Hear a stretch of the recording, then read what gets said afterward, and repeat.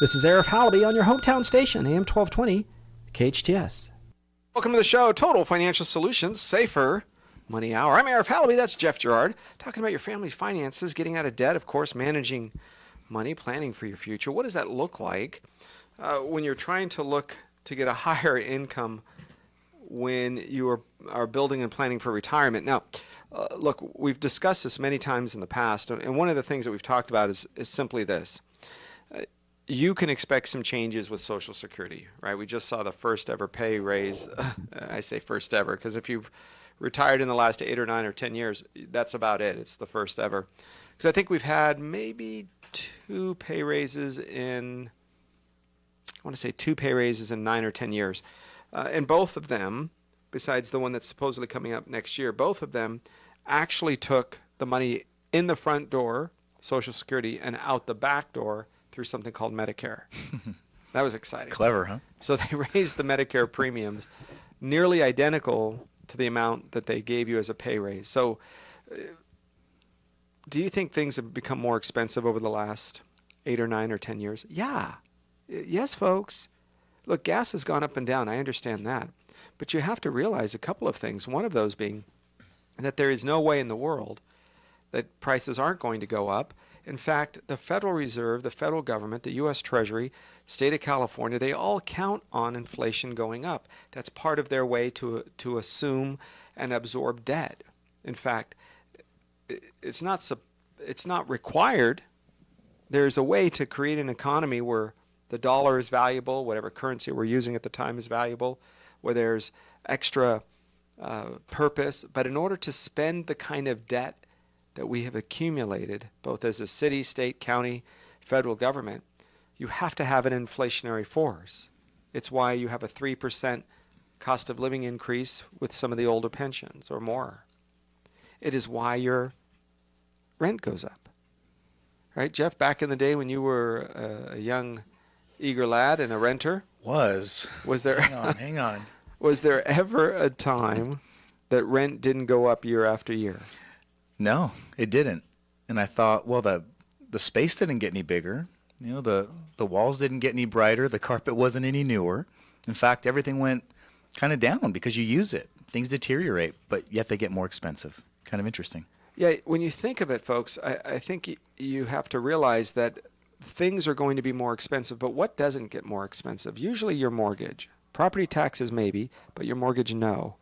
So when your mortgage is in a better place financially, consider the refinancing part of your life or what you're going to be doing there, but consider locking that down into something that you can afford now.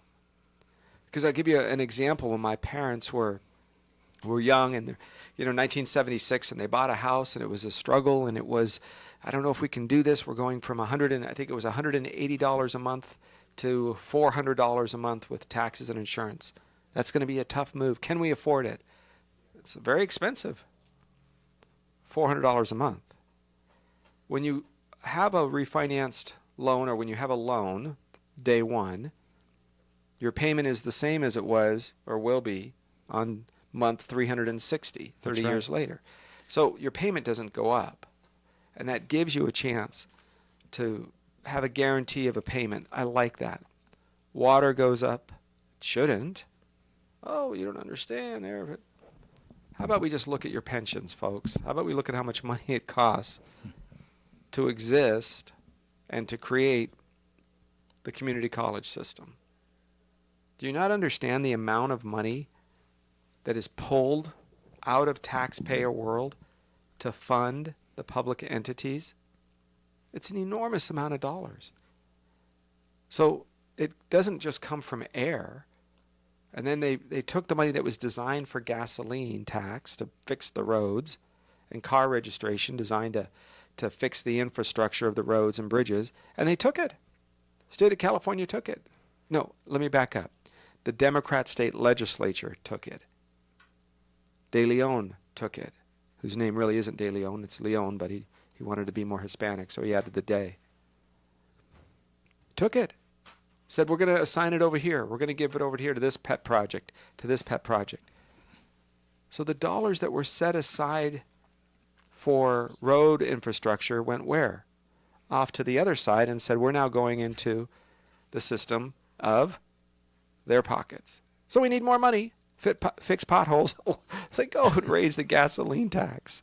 And where's the pothole fund? Oh my gosh. So that, look, do you understand they're going to take money out of the fund? It's the same thing the Democrat legislature did with the state of California lotto.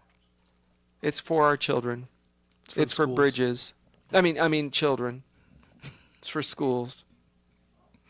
It's for, don't look at that little child.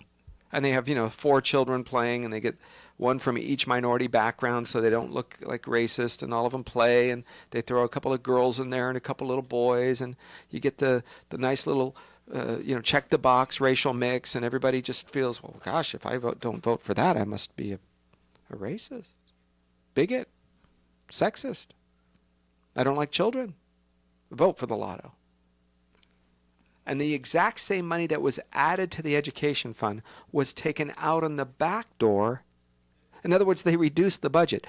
It wasn't 1 + 1 = 2. It was 1, we took away 1, we added 1 from the lotto. Look, that's why you don't have extra money in education, you guys, because the state, and look, if it was Republicans, I would tell you it was Republicans, but it wasn't. It was the Democrat legislature that spent money that we didn't have. Democrat governors spent money we didn't have. We have almost never had a California straight Republican down the line of any length of time, of any significance, where they said, hey, we now have a philosophy or process. I don't care who it is. You decide. And when these folks did that, they took away money from education. Look, I'm not, this isn't just another show of beating up these guys, because that's easy to do. It's kind of like, pushing around a 3rd grader when you're a 10th grader. You can do that. It's easy to do. But who's going to take care of you and your family? So that needs to happen when we talk about higher income strategies. What does it look like? What does it look like for you, and how are you going to build it? Well, we have a philosophy. We like a certain amount of income coming in. Well, you have to take a look at the writing on the wall. And Eric, you bring up some great points, and it's not just to beat up politicians or their policies. It's really taking a look at the writing on the wall. And what we see is it gets more expensive to live, especially in California, and we don't see that going backwards. So what does that mean for us? We have to protect ourselves more than ever. And we've been talking about this, Eric, you've been talking about this for 2 decades. Having one source of income is not the secret, guys. That's not a retirement plan. That's not really a prudent, sound financial plan when it comes to making sure that your family is going to be safe and secure and have predictable income. We've seen this work time and again for clients where they have multiple sources.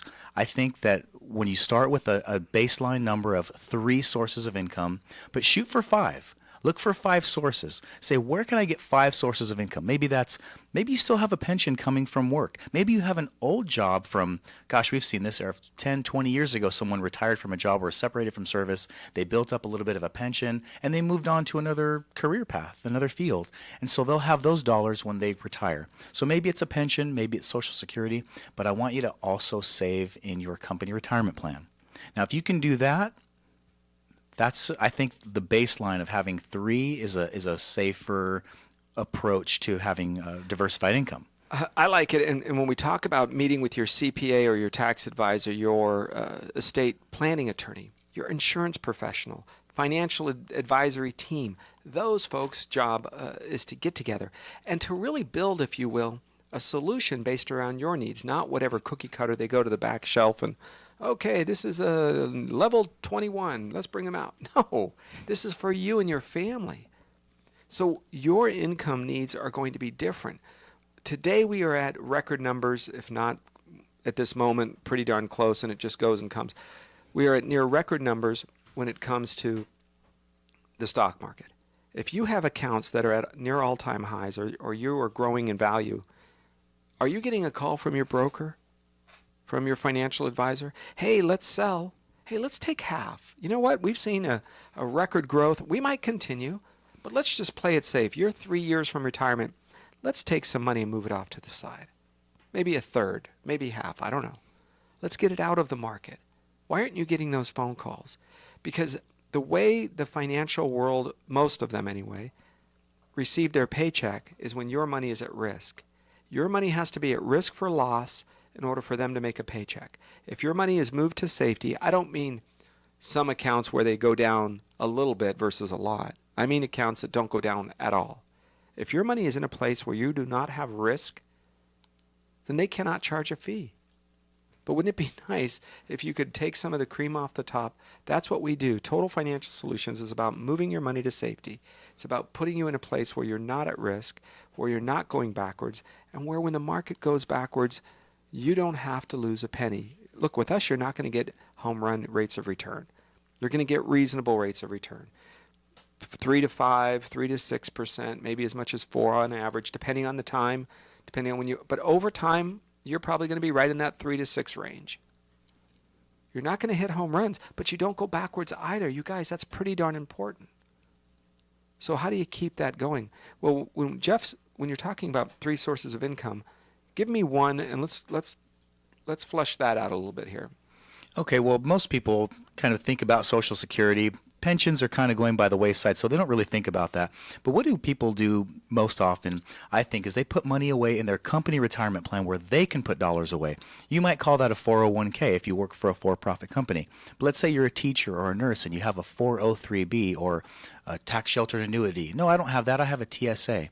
Well, you might work for a government entity and you might have a 457 or a deferred compensation. Those are just the names that the IRS gives those types of plans where they say you can go to work and your human resources or your payroll department can take money before they give it to you and tax you. You can put it aside in this program. Now, that's a nice feature because it's kind of like this automatic savings, if you will, that's set for your future, for retirement. So taking into account a deferred compensation or a 401k, whatever you want to call it, putting that money aside is very important. And I can tell you so many people leave money on the table because their employer, a lot of times anymore, are giving you a match. That's an incentive for you to put $1 in. But if you don't put in $1, they don't put any money. So make sure that you're putting money aside in that account. That can be a bucket that you fill up to be another source of income. When we see that extra source of income, in this case, the dollars that go into your company retirement plan, remember they have a purpose. They have a job. Why I have to bring that up to you is because here's what we see more frequently than not. People have $500,000 in their retirement accounts. When they retire, they've worked 25, 35, 45 years to build it up. And the job of that money is to pay you out in a monthly income. Why do I say it that way? You can take it out annually, but it's a preset formula of sorts, meaning, number one, I don't ever want to run out of money. Number two, I don't want to be bumped into the next tax bracket. And that's why when I say meeting with your CPA, your financial advisor, is because that is a part of that important component. Don't just let your financial advisor, oh, my financial advisor does everything. Nobody does everything. And if they do nothing well. They do everything okay and nothing good. We had a conversation with a gentleman who was a financial advisor, and he's trying to tell the client to do some things that the client wasn't sure about, and came to us and said, okay, Arif, I'm not sure how much I want to keep safe. So we got the financial advisor on the phone. We said, okay, what's your specialty? What do you do well? And he says, well, I do everything. I said, come on, there's got to be something you guys do well. I don't know, stocks, bonds, mutual funds, big companies, little companies. I don't know. Just what is it? Because as we're doing our side of the planning, the client said, but what do you guys do well? And the broker didn't have an answer to that. He said, I guess we just do everything well. So I said, look, what we're going to specialize in is the money you don't want to lose. The money that when it goes up, we get reasonable returns, but we're not going backwards. Because I think when you're ready to retire, 3 minimum, 5 sources of income, that's a great number to have. You get 5 sources of income chugging along. Then if the real estate market is up or the stock market is down or your annuities are only paying 4% interest and the stock market is paying 15, great. Then where do you take the money out of? Probably the stock market, right? So you constantly have pieces where when your financial team sits together, they said, where do we have a profit today or this week or this month? That's where I'm going to pull my money out of. So you're constantly using the house's money, if you will. That's going to be the difference. Okay, when we come back, I want to give you some of the solutions that we talk about and really give you an idea of how a client who came to us, and this might seem like, well, this is never going to happen. We're too upside down, but I think you will be surprised, because this will show you what type of planning, if you do it right, can do for you even at a younger age than you think, when we come right back. That's Jeff Gerard. I'm Arif Halaby. On your place for news, talk, and information, this is Total Financial Solutions, Save for Money Hour, on your hometown station, KHTS. I'm Arif Halaby, joined by Jeff Gerard, and we're talking about your family's finances. I'm going to give you an example. This is an actual real-life client. This is what happened. They came to us, and like most people today, you have a background of some sort of financial knowledge, whether it's gained at school or through the School of Hard Knocks, whether you've made money and lost it, or made it and made good decisions with it. But no matter what, at the end, today with the whole world of the internet and able to research things rather quickly, my goal for you is to have a foundation where you can be thinking at home right now or driving wherever you are, the right solutions for you and your family. In other words, I'm going to give you what worked for this person and this couple, but think for yourself how it would fit for you. Okay, here it is.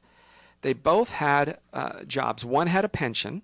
They had a pension, traditional, if you will, family. Husband had worked for many years, small pension. They stopped the pension, I want to say, in the 90s, meaning they said, oh, we were going to have a pension, you were going to continue to grow, but when you retire, your pension will be, I think it was $750 a month, so not very much money. But back then it was, but they just capped it. It wasn't going to grow anymore. We're going to give you money instead for your 401k. So the money that the company was putting in to the pension plan is now turned and put into the personal retirement plan with a vesting schedule, meaning at the beginning it's not yours, but over the course of 5 years, more and more of it becomes the employee. And at 5 years and 5 minutes, it's all your money. See you later. Okay? So a little bit of that happened. Well, why do I share that in the sense that because now how you invest, protect, handle your retirement money is now your deal. No longer is it the company's responsibility. So now he comes to us and he's 60 years old and she's 58. She'd raise kids most of the time, work part-time, off and on. They needed things. She would work a little bit, save up money. Wanted new furniture. She would work a little bit, save up money. So they used her funds for vacation, used her funds to not put pressure on the family budget when they wanted to do something exciting or buy something new. Great. But here's where the transition took place.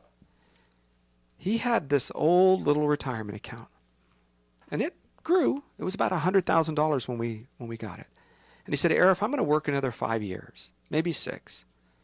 But eventually I know this pension, which is not very much, and my 401k, and his 401k was over $500,000. He said, between Social Security kicking in for me at about 65, 66 is where I'm going to take it. My wife's going to have Social Security. So here's what they ended up doing. At the age of 66, he will have his Social Security. Jeff, give me a number that you think his Social Security will be. $1,300 a month? Nope. More? More than that. His Social Security was $2,600 a month. Wow. $2,600 a month for him.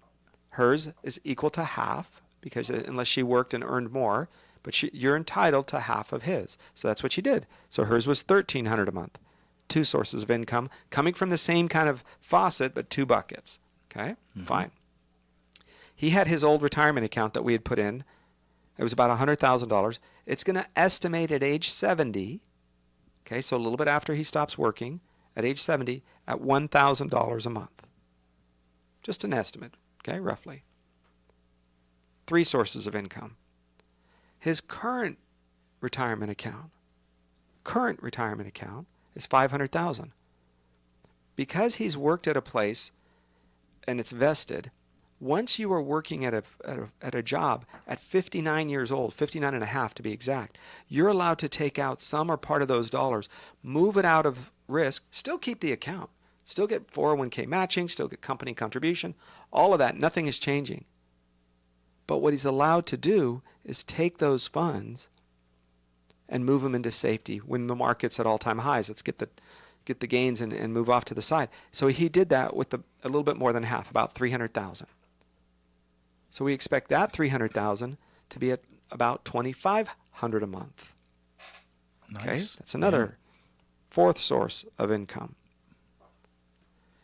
And when one of their kids went to school, they decided to take the money that he inherited way back when and buy a house near the campus. A little house, not a very fancy neighborhood, but it rents. It's been paid off for quite some time, and every single month, after all the bills and the taxes and everything, he puts about $500 a month in his pocket. 5 sources of income. Now that we haven't even started talking about the money that is left behind in his existing 401k. So you see how easy it is to get to 5 or 6 sources, or 4 or 5, 6 sources of income? Real estate, okay, that doesn't matter the stock market as much. Social Security, that doesn't matter with real estate as much. So by the time he came in to us and we started putting this together along with his other financial team and his estate planner, we put it all together. Folks, he had 5 sources of income with $200,000 sitting off to the side, and he could retire at age 66 years old, 65, 66, and have money that lasts the rest of his life. And how much money would that be? Somewhere in the neighborhood of about $6,000. Let's see, 2, 4, 6, $6,900 a month. Nice. Plus another 5. So nearly $8,000 a month in income, and only about half of it is taxed because Social Security, the way the system works. So remember, you don't have to. He has a job with like a regular company. He just keeps putting in money, just like if you're putting in money to pay for your electric bill, you better put money in for your retirement accounts, because retirement is no longer the responsibility of your employer. It should have never been the responsibility of your employer. I know some of you aren't going to like me saying that. No more than health insurance should be the responsibility of your employer. No, should you go in the back room and go ahead and get some shoes for you and your family. Yeah, we've got them in the back cupboard. But we manufacture automobiles. Oh, I know, but we're going to take care of your health insurance. We're going to take care of your retirement account. Oh, we're going to tell you what car to buy. So we got the car for you. Like, how about you just pay me and let me and my family worry about the rest? Our values are different than yours. They're different than hers. They're different than his. Just let the employer give you a check. You don't like it, you go find another employer. You want a pay raise, you ask. If it's not appropriate, they say, sorry, we can't. You go find another job. You have to work 2 jobs, you do that. Whatever you have to do. But the process of you building up your own retirement account is very important, because nobody else is going to take care of you. Not like you. Well, and I can't help but think of the examples of how many countless cases where you've sat down with someone and they're putting 100% of their retirement life in the hands of their employer. Whether that's, look, I'm going to ignore the deferred compensation. I'm going to ignore the 401k match. I'm going to ignore being able to put money in. I need this money for my family. And you know what? The state is going to take care of me. They have me covered. They have a retirement plan. Arif, they have a pension for me. And they say it's guaranteed for the rest of my life. Why would I worry about it? Folks, the politicians have not managed their own financial life properly, because their job is to manage your financial life, called the state of California or the city or the county. And when you see the political machines spending money, finding anything under the sun to tax, what haven't we taxed so far? Where can we raise fees? Right? Instead of thinking, and look, you can disagree, and the line starts behind me if you're going to disagree with President Trump in some things. I'm okay with that. But if you think that the process of him saying, listen, anytime you're going to come in with a new regulation, you got to get rid of 2. I thought that's brilliant. Anytime you want to raise taxes, you got to find another place to cut, because you've already proven yourself to be messed up with the way. Look, I can show you a list of things where you go, folks, you keep messing up. You promised us one thing. The lottery was going to save the world. Education, we were going to be the best in the country again. Best in the world. And you still have educators. Our clients come to me and say, Arif, I have to pay for my own pencils and erasers and expo markers for the whiteboard. I'm like, are you kidding me? What? We're one of the wealthiest cities in the state of California, and we still have educators that are using old books because they have to, or that are spending money out of their own pocket.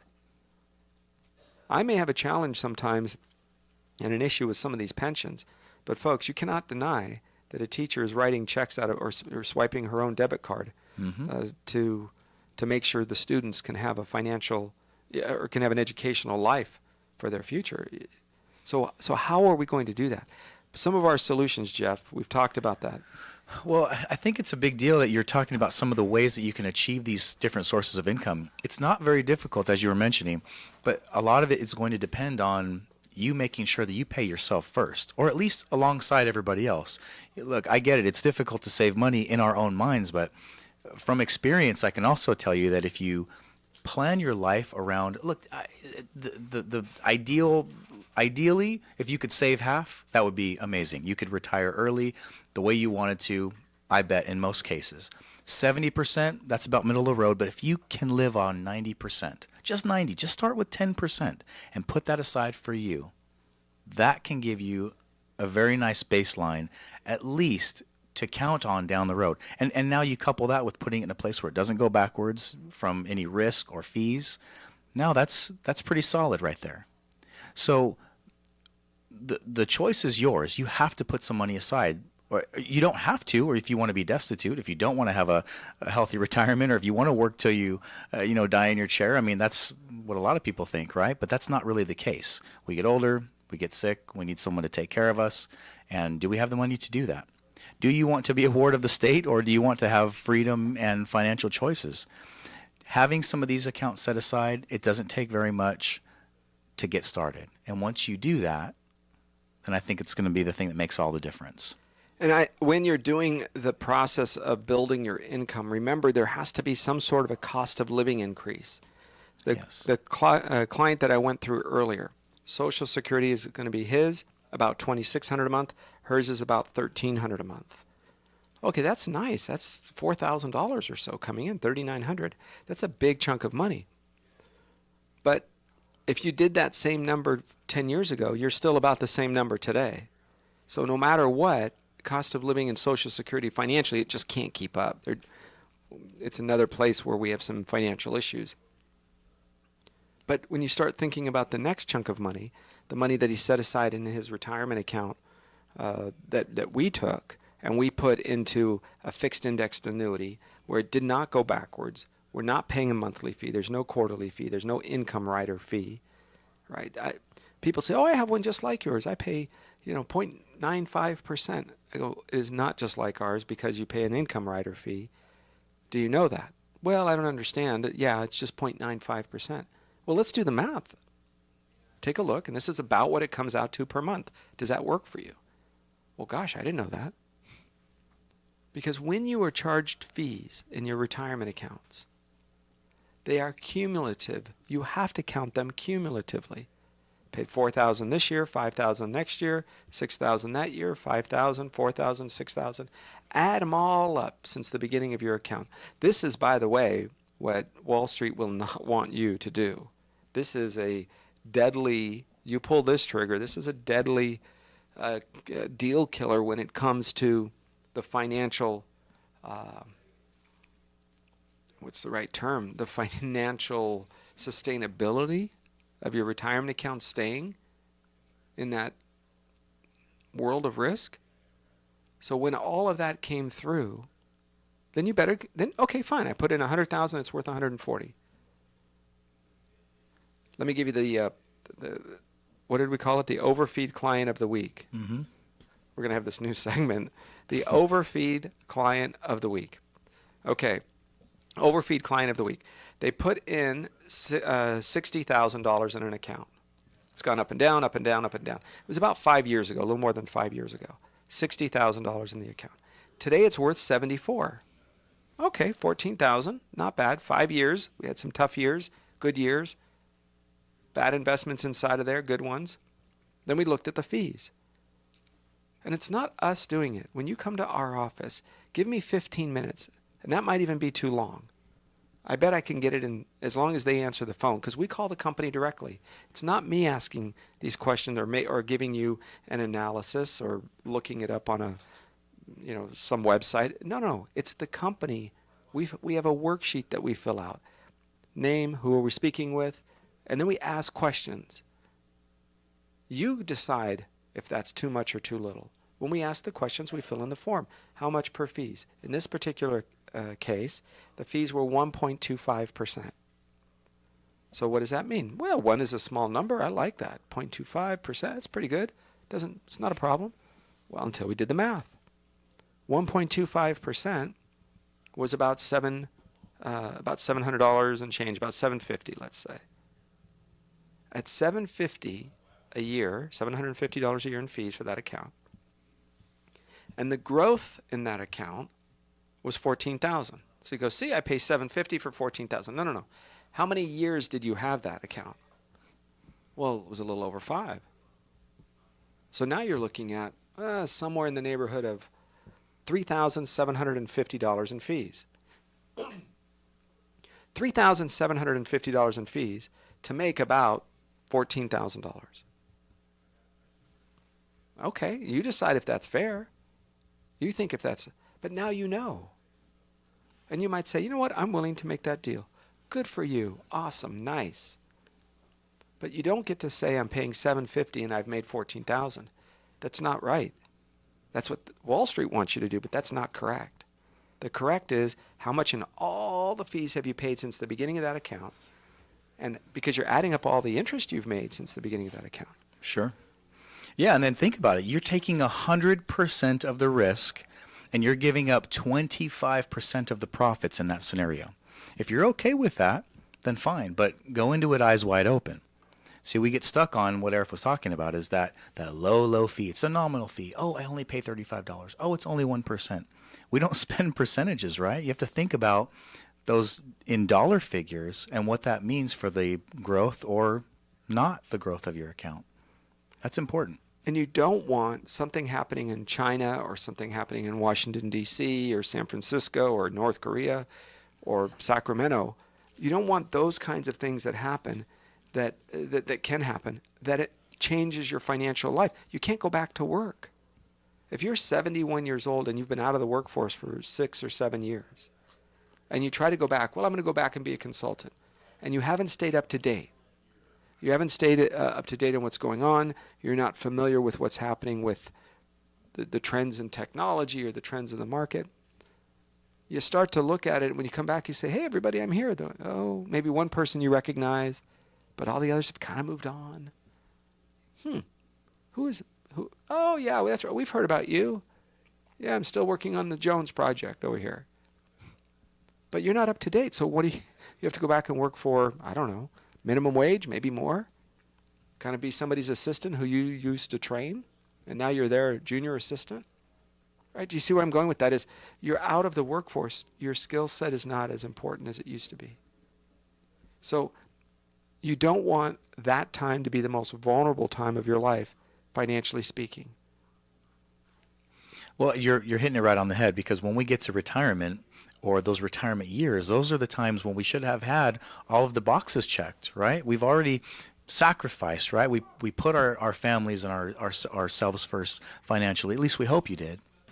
And then you get to a place where you say, okay, now it's time to start, reaping some of the benefits of going without spending that money that I've accumulated over time, and all that overtime that I worked, and my daughter's dance recital that I missed, or my son's baseball game that I had to work overtime and I couldn't watch that. And now you get to a place where you say, have I saved enough money through those efforts in the past? And if you really think about it, the math will tell that story.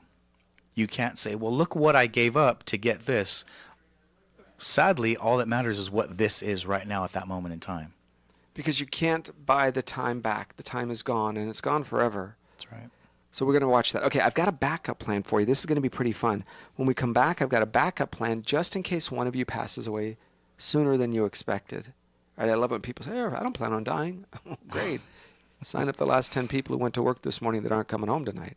Yeah. Right? That's different. So I don't care what you've planned on, dying or not dying, we can still plan on preparing, or you can plan to not prepare. The same thing can happen when we come back.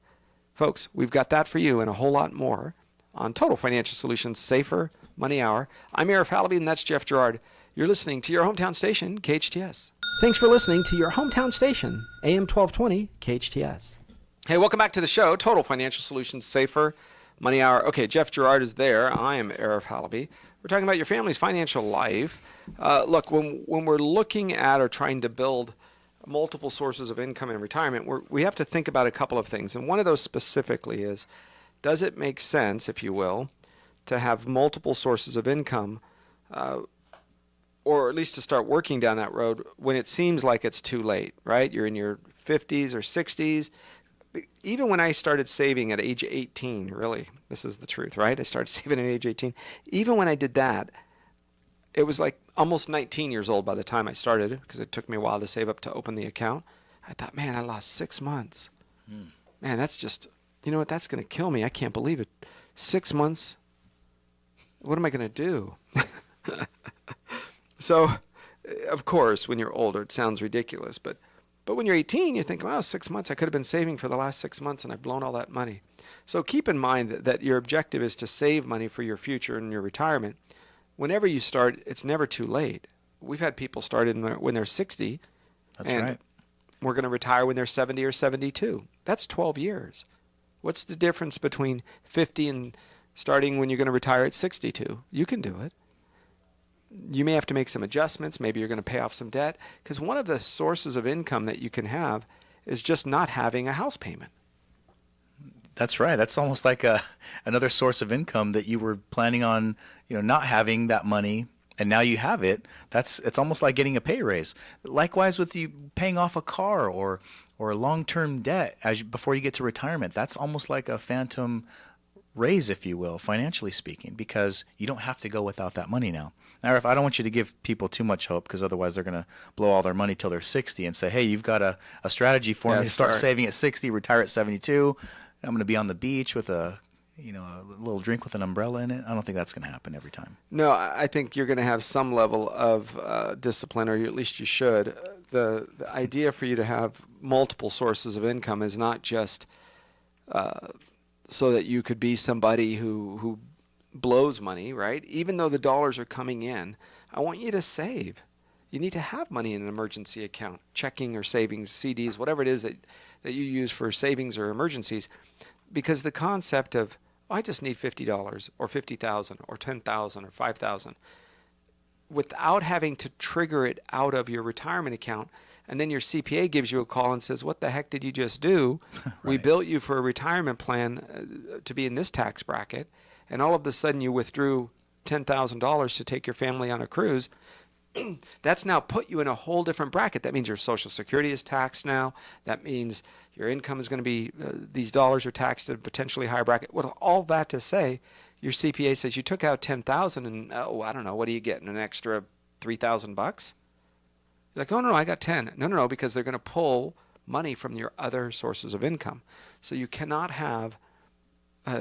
think it just lives in a vacuum, right? The choices you make can affect the other choices. Well, and I think it's a good thing to bring up when we talk about having diversity in your income, having multiple sources.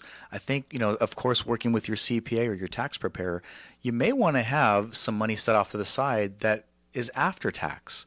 Consider a Roth IRA. When you work with your financial team and your CPA, if it makes sense for you to set dollars aside on a pre-tax basis for the most part, so that you can, manage that liability as you are in your higher earning years, see if there's a way to set some money off to the side in an account that goes into a place where you don't get the tax break that day that you set the money aside, but in the future, if you want to take a trip around the world or take your family out to a lavish weekend or a vacation, and you don't want it to affect your tax bracket like Eric's talking about, that extra $10,000, or it was just $5,000. How did that put me in the next tax bracket? You can do that by not having to pull it from a pre-tax account like your IRA or a 401k or something like that. So have some diversity in the tax part of your life. Work with your CPA on that, but that's a healthy way to get through that.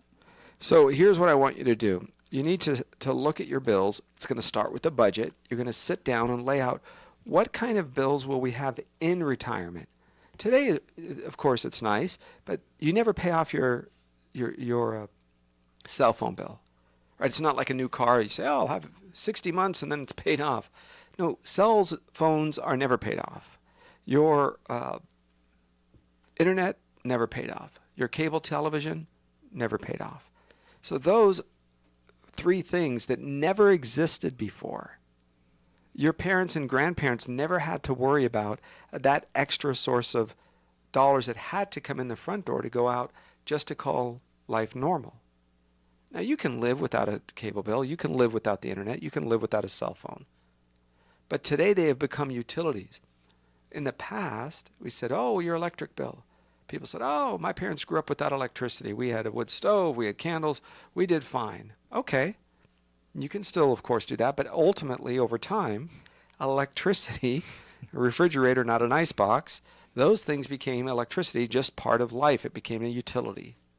Today, your cell phone, cable, and internet are going to become a utility. It is just as important as water and gas and electric. So those items have to be included all the way from now through retirement and through that next part of your life. The last thing I want to talk about here is replacing some of this income. And you say, well, gosh, what does that mean? We're retired. This is supposed to last the rest of our lives. If you have a pension that does not have a survivorship option, meaning I get this money every month, or we as a household get this money every month as long as I'm alive. But if I pass away, that same dollar figure, or at least a portion of it, goes to my significant other. Most of the time it's a spouse. If you do not have that built into your Social Security, it doesn't have it built in.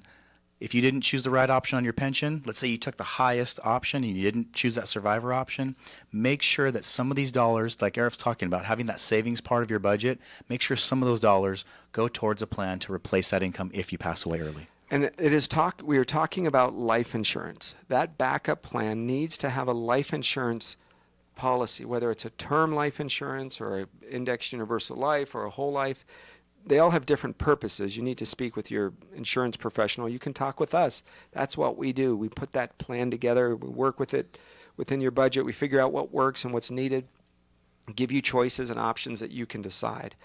But the backup plan, remember this. If you're going to have those 5 sources of income, when one of you passes away, you lose one of your Social Securities, the lowest one. So if one of you passes away, and you're used to spending that extra $1,500 a month, and those dollars are no longer there. Instead of having, let's say, $3,000, maybe you have, $2,000.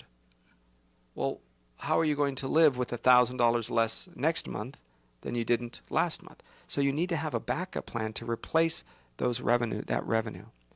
Using a proper life insurance plan that's inexpensive, that does what it's supposed to do, that has a purpose of your financial life. Because remember this, money has a job. It has a purpose. It allows your life to live its purpose. It allows your retirement to live and be fulfilled.